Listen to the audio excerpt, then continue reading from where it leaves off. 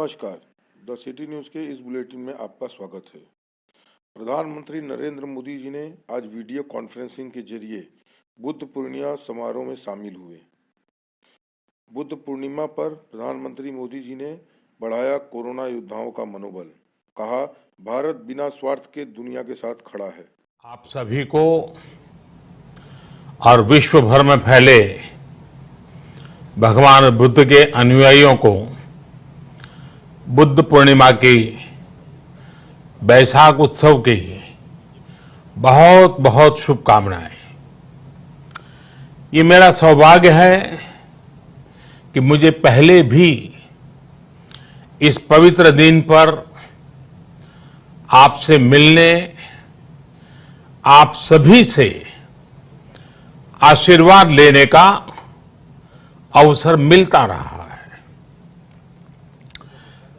2015 और 2018 में दिल्ली में और साल 2017 में कोलंबो में मुझे इस कार्यक्रम से जुड़ने का, आपके बीच आने का मौका मिला था। हाँ, इस बार परिस्थितियां ही कुछ और हैं, इसलिए आमने सामने आकर के आपसे मुलाकात नहीं हो पा रही है।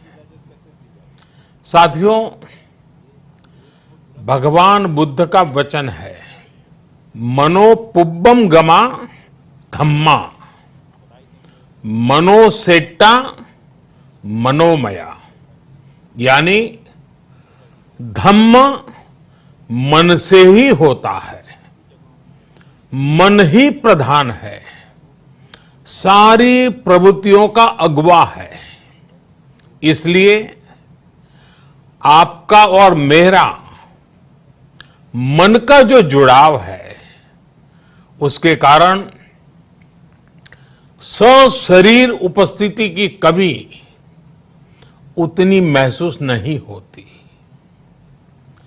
आपके बीच आना बहुत खुशी की बात होती, लेकिन अभी हालात हमें वो परमिट नहीं करते हैं और इसलिए दूर से ही टेक्नोलॉजी के माध्यम से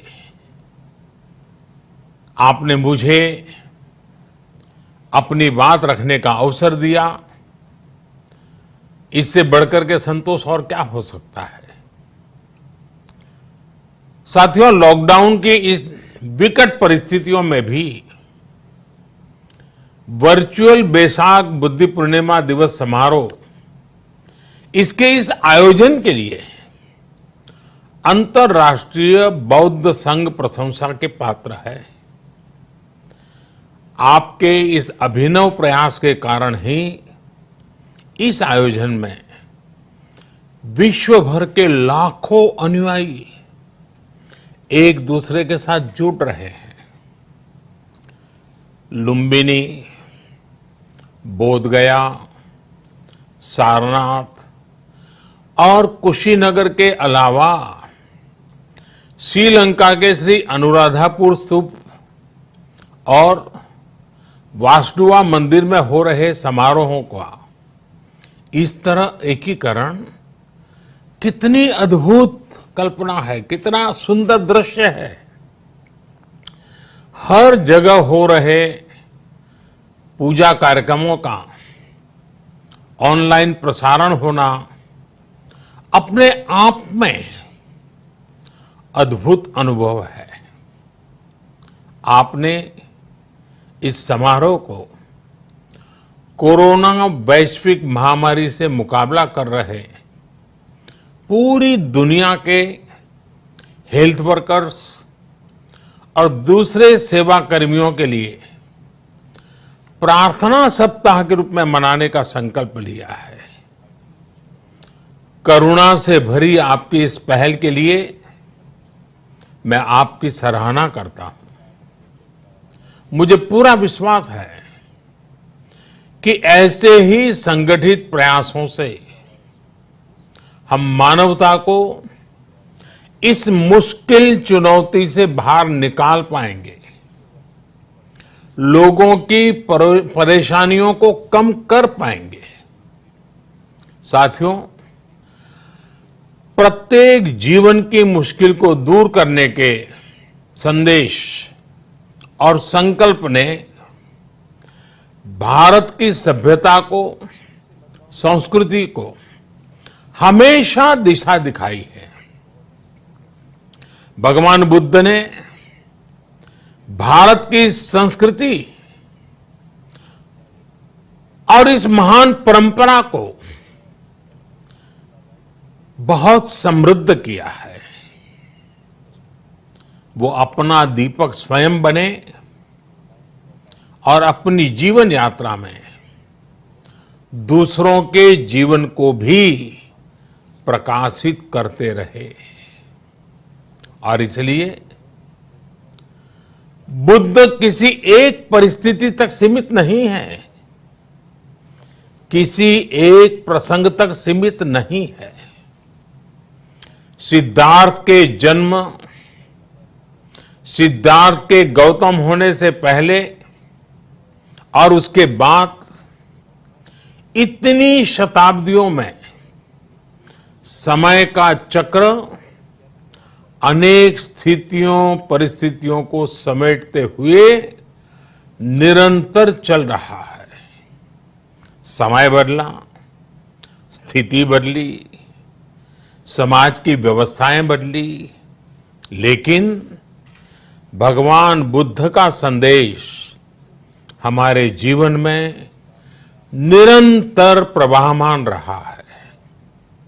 ये सिर्फ इसलिए संभव हो पाया है क्योंकि बुद्ध सिर्फ एक नाम नहीं है, बल्कि एक पवित्र विचार भी है।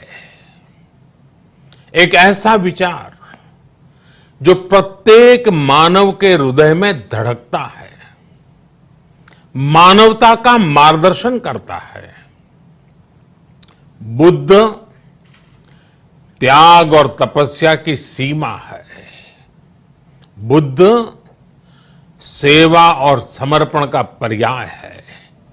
बुद्ध मजबूत इच्छा शक्ति से सामाजिक परिवर्तन की पराकाष्ठा है। बुद्ध वो है जो स्वयं को तपाकर, स्वयं को खपाकर, खुद को न्योछावर करके पूरी दुनिया में आनंद फैलाने के लिए समर्पित है। और हम सभी का सौभाग्य देखिए, इस समय हम अपने आसपास ऐसे अनेकों लोगों को देख रहे हैं जो दूसरों की सेवा के लिए, किसी मरीज के इलाज के लिए, किसी गरीब को भोजन कराने के लिए, किसी अस्पताल में सफाई के लिए, किसी सड़क पर कानून व्यवस्था बनाए रखने के लिए चौबीसों घंटे काम कर रहे हैं। भारत में, भारत के बाहर ऐसा प्रत्येक व्यक्ति, विश्व के हर कोने में ऐसा प्रत्येक व्यक्ति अभिनंदन का पात्र है, नमन का पात्र है। साथियों, ऐसे समय में जब दुनिया में उथल पुथल है, कई बार दुख, निराशा, हताशा का भाव बहुत ज्यादा दिखता है, तब भगवान बुद्ध की सीख और भी प्रासंगिक हो जाती है। भगवान बुद्ध कहते थे कि मानव को निरंतर ये प्रयास करना चाहिए कि वो कठिन स्थितियों पर विजय प्राप्त करे, उनसे बाहर निकले। थक कर रुक जाना ये विकल्प नहीं हो सकता। आज हम सब भी एक कठिन परिस्थिति से निकलने के लिए निरंतर जुटे हुए हैं, साथ मिलकर काम कर रहे हैं। भगवान बुद्ध के बताए 4 सत्य यानी दया, करुणा, सुख दुख के प्रति समभाव और जो जैसा है उसको उसी रूप में स्वीकारना, ये सत्य निरंतर भारत भूमि की प्रेरणा बने हुए हैं। आज आप भी देख रहे हैं कि भारत निस्वार्थ भाव से, बिना किसी भेद के अपने यहां भी और पूरे विश्व में कहीं भी संकट में घिरे व्यक्ति के साथ पूरी मजबूती से खड़ा है। लाभ हानि, समर्थ असमर्थ से अलग हमारे लिए संकट की ये घड़ी सहायता करने की है। जितना संभव हो मदद का हाथ आगे बढ़ाने की है।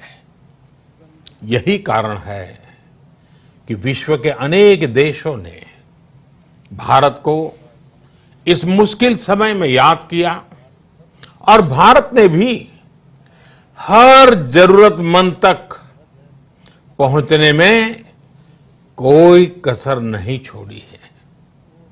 भारत आज प्रत्येक भारतवासी का जीवन बचाने के लिए हर संभव प्रयास तो कर ही रहा है, अपने वैश्विक दायित्वों का भी उतनी ही गंभीरता से पालन कर रहा है। साथियों, भगवान बुद्ध का एक एक वचन, एक एक उपदेश मानवता की सेवा में भारत की प्रतिबद्धता को मजबूत करता है। बुद्ध भारत के बोध और भारत के आत्मबोध दोनों का प्रतीक है। इसी आत्मबोध के साथ भारत निरंतर पूरी मानवता के लिए, पूरे विश्व के हित में काम कर रहा है और करता रहेगा। भारत की प्रगति हमेशा विश्व की प्रगति में सहायक होगी। साथियों, हमारी सफलता के पैमाने और लक्ष्य दोनों समय के साथ बदलते रहते हैं, लेकिन जो बात हमें हमेशा ध्यान रखनी है वो ये कि हमारा काम निरंतर सेवा भाव से ही होना चाहिए। जब दूसरे के लिए करुणा हो, संवेदना हो और सेवा का भाव हो, तो ये भावनाएं हमें इतना मजबूत कर देती हैं कि बड़ी से बड़ी चुनौती से आप पार पा सकते हैं। सुप्पबुद्धम पबुज्जन्ति सदा गौतम सावका, यानी जो दिन रात हर समय मानवता की सेवा में जुटे रहते हैं, वही बुद्ध के सच्चे अनुयायी हैं। यही भाव हमारे जीवन को प्रकाशमान करता रहे, गतिमान करता रहे। इसी कामना के साथ आप सभी का बहुत बहुत आभार।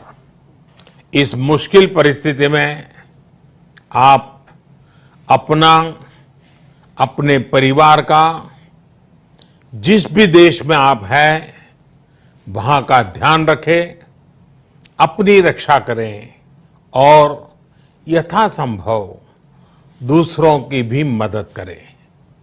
सबका स्वास्थ्य उत्तम रहे, इसी मंगल कामना के साथ मैं मेरी वाणी को विराम देता हूं। धन्यवाद। सर्वमंगलम।